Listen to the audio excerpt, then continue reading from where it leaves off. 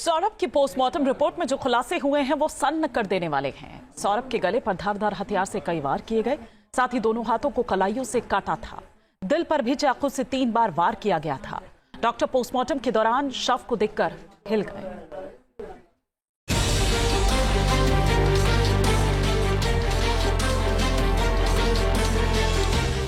सौरभ ने मुस्कान से प्यार किया था, टूटकर मोहब्बत की थी, लेकिन उसे बदले में मौत मिली, और वो भी ऐसी मौत जिसकी कहानी सुनकर किसी का भी कलेजा कांप जाए। जिस लड़की को उसने अपना जीवन साथी बनाया था, जिसके साथ उसने 7 फेरे लिए थे, जिसके साथ वो खुशी से झूमता था, उसी ने बड़ी बेरहमी से उसका कत्ल कर दिया। मुस्कान ने अपने प्रेमी साहिल के साथ मिलकर जिस क्रूरता से अपने पति सौरभ राजपूत की हत्या की, उसकी कहानी रोंगटे खड़े करने वाली है।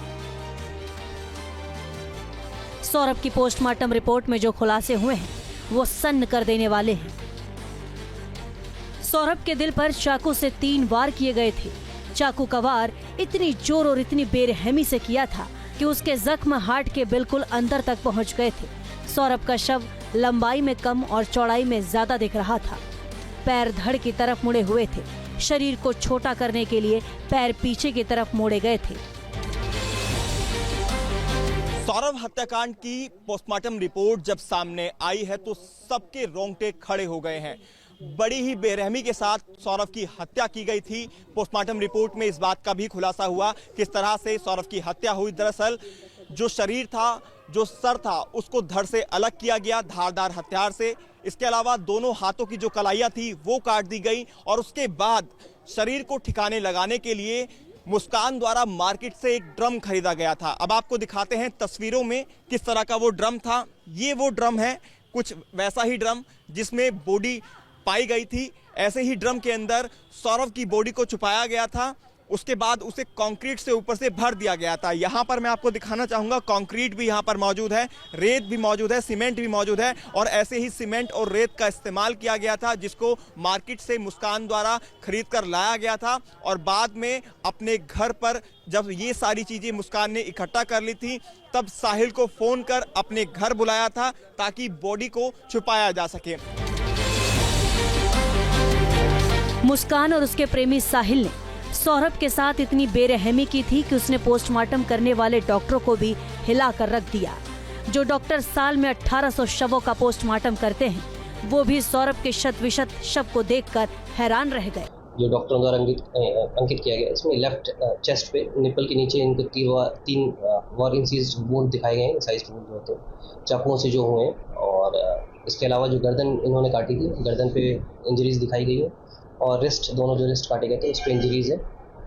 जो मृत्यु का कारण बताया गया है वो एंटीमॉर्टम इंजरीज हैं, जो इसकी वजह से इनको शॉक एंड हेमरेज हुआ है जिससे इनकी डेथ हुई है। जो बॉडी की कंडीशन थी 12 दिन पुरानी थी। जो नेचुरल टेंडेंसी बॉडी की डिके थी वो उसमें डॉक्टर ने शो किया है। जो कपड़े थे उनके वो सीमेंट से सूख गए थे, उसकी वजह से वो खराब हो गए, तो वो डॉक्टर ने उसमें अंकित किया। मुस्कान और साहिल ने मिलकर चिकन काटने वाले चाकू से सौरभ की हत्या की और उसके शव को कई टुकड़े कर दिए। फिर उन्हें ड्रम में डालकर सीमेंट से भर दिया। पोस्टमार्टम करने वाले डॉक्टरों ने ड्रम को काटकर शव को निकाला।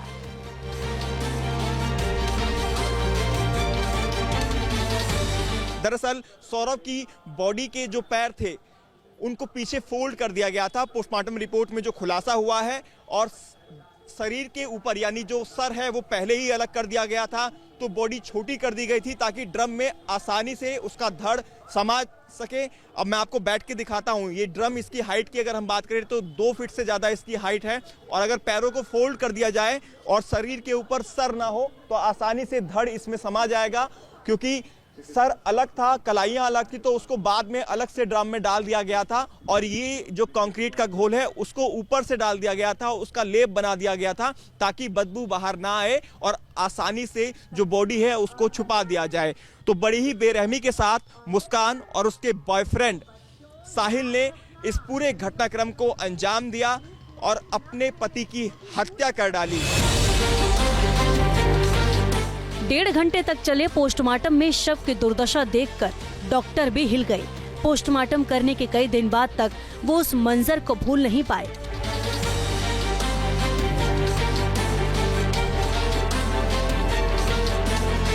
देखिए, अभी जो प्रथम दृष्टया जो अभी तक के एविडेंस मिले हैं, जो पूछताछ की है, उसमें 2 लोग ही शामिल थे।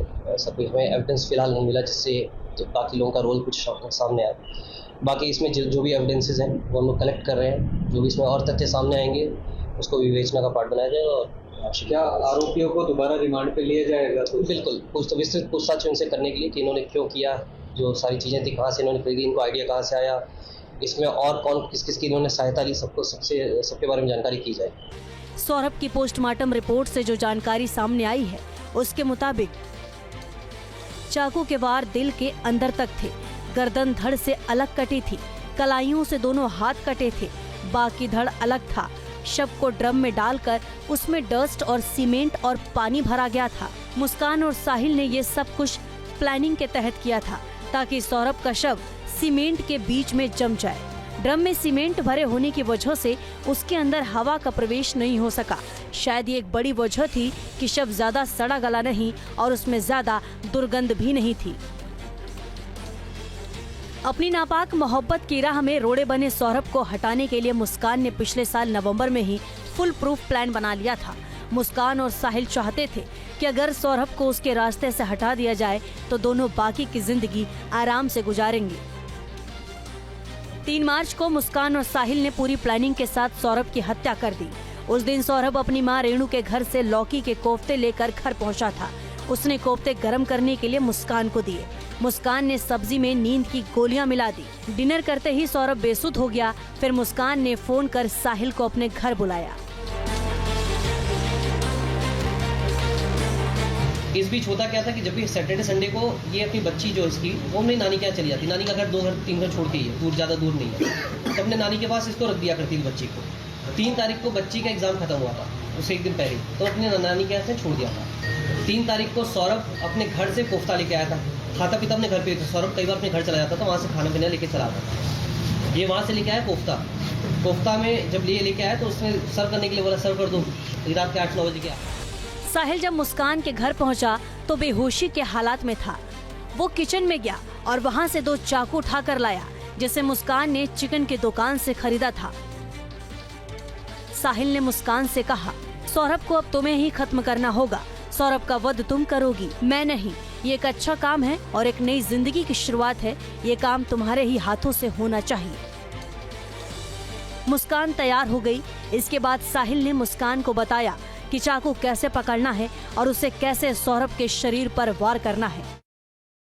न्यूज नेशन अब व्हाट्सएप पर खबरों की ताजा अपडेट के लिए न्यूज नेशन के इस QR कोड को स्कैन करें।